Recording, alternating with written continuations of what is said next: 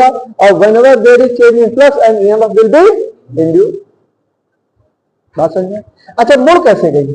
आई तो मुड़ी कैसे? क्योंकि यहां पे हमने क्या लगाया? सॉफ्ट आयरन कोर लगाया। क्या लगाया? Soft iron core. और फेरोमैग्नेटिक सब्सटेंस पढ़ाया था, याद करो, ये फेरोमैग्नेटिक सब्सटेंस है और कोई मैग्नेटिक फील्ड लाइंस यहां जा रही है तो यहां जा पाएगी तो से यहां जाएगी, खींच लेगा वो अपने अंदर। अच्छा, धीरज खींचेगा कि तेज से खींचेगा? तेज से खींचेगा। पैरामैग्नेटिक सब्सटेंस धीरे से खींचेगा और फेरोमैग्नेटिक सब्सटेंस तेज से खींचेगा और डायमैग्नेटिक सब्सटेंस धीरे से तेज से थोड़ा सा रिपेल करेगा, बहुत ज्यादा रिपेल नहीं करेगा।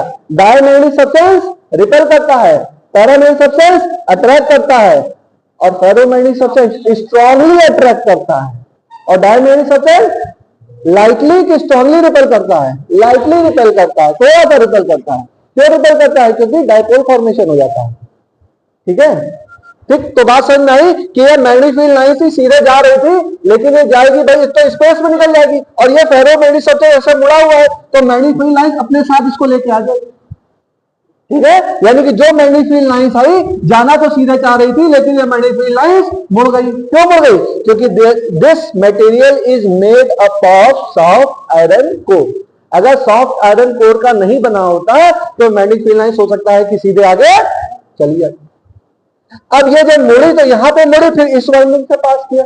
अच्छा, यहां पर फ्लक्स इन ईस्ट टर्न मान लो फाई बोल दिया मैंने, फ्लक्स इन ईस्ट टर्न बोल दिया फाई, तो जितना फ्लक्स यहां निकला उतना ही फ्लक्स तो यहां गया।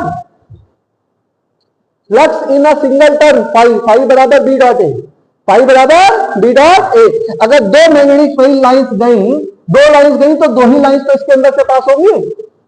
बोलो सही है कि गलत? अच्छा, एरिया भी सेम तो फ्लक्स भी सेम हो, लेकिन टोटल फ्लक्स सेम नहीं होगा। Total flux number of turns पे डिपेंड करेगा। टोटल फ्लक्स क्या होगा? यहां का सिंगल टर्न का flux into number of turn.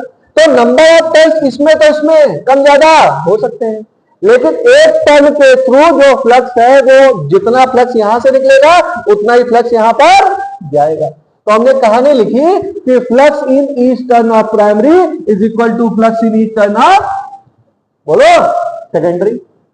इतना तक पहुंचे सब लोग? ठीक। तो यहां पे लिख दिया हमने कि total flux in primary, total flux अलग होगा बच्चों, क्योंकि नंबर ऑफ टर्न्स, ये नंबर ऑफ टर्न्स क्या है सब में अलग अलग। इसमें एंटी है और एक फ्लक्स का एक मतलब टर्न के अंदर फ्लक्स कितना है? फाई है, तो इसके अंदर टोटल फ्लक्स हो गया एनपी इंटू फाई। तो इंड्यूस ईएमएफ हो गया ईपी बराबर D phi by D T, तो D phi P upon D T, NP बाहर आ जाएगा तो एनपी और D phi by D T. तो